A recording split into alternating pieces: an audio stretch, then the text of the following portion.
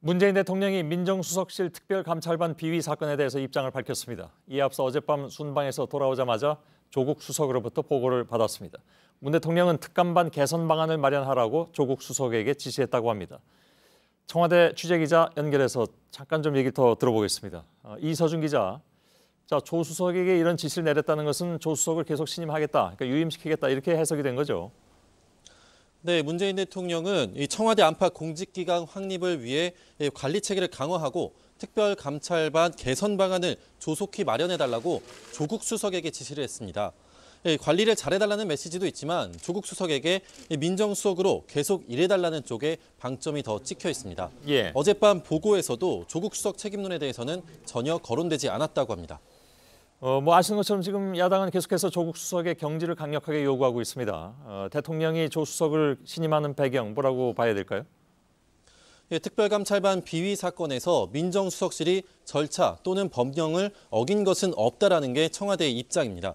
검찰 수사관 김모 씨를 검찰로 돌려보낼 때 비위 사실을 구두로만 통보했다라는 지적이 있었는데요.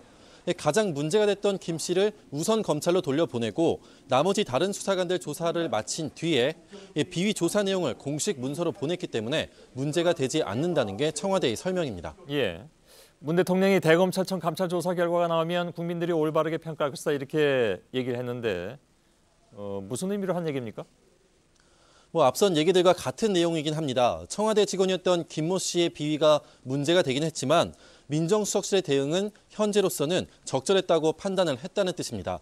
다만 감찰 내용은 공개하지 않으면서 갑자기 전원교체라는 강수를 둔 데 대해서는 미숙했다는 평가도 나오긴 합니다.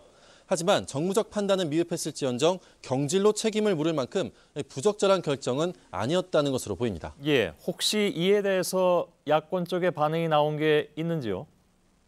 네, 자유한국당이나 바른미래당 그리고 또 민주평화당 등도 이에 대해서 받아들일 수 없다, 경질을 해야 한다는 쪽으로 오늘 논평을 냈습니다. 예, 논란은 지금 상황으로 보면 더 계속될 것 같긴 합니다. 알겠습니다.